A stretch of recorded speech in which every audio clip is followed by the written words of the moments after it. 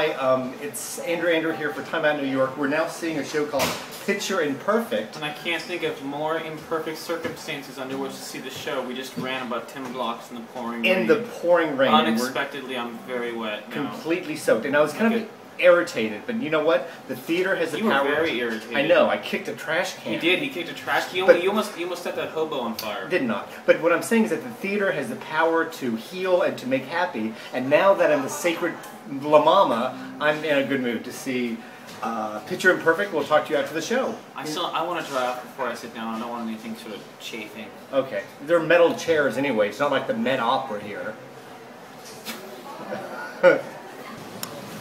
Well, just got out of the show. Happy that it was nice and dry in there. I feel a little bit like one of those homeless people that used to buy tickets to the Chinese theater just so they could sleep. Oh yeah, we were wet before, but now we're dry. Yeah. That's how long the show was. Enough time for us to dry off completely. Yeah, and so here's the thing about the show is that like it's a one-man show, but he's got a band. Very talented. He's extremely talented. Very talented, very charismatic. Funny to watch. But if I have to listen to one more person tell me about their personal journey, I am going to shoot myself. Okay, listen, Andrew. My personal journey began years ago. No, he's very talented.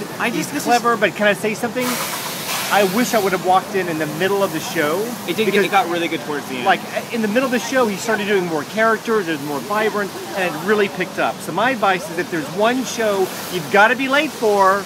Oh, that's a good one. This might be the show to be late for, because the last half... Sorry, yeah. No, the last half is really funny. I enjoyed the last half. Yeah. But somehow the first half, it took a while to get going. And who knew he was G-A-Y? Oh, you didn't know?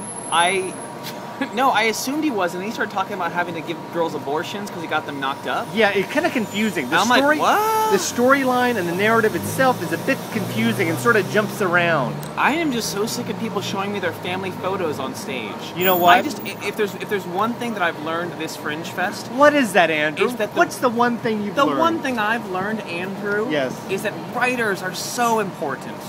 So important. And if you're We've seen so many talented actors. Don't write a show about yourself. But if you're an actor, don't try to write. And if you're a writer, don't try to act. Just write something and then find a good actor to act in it and just do what you do. Let's leave on a high note.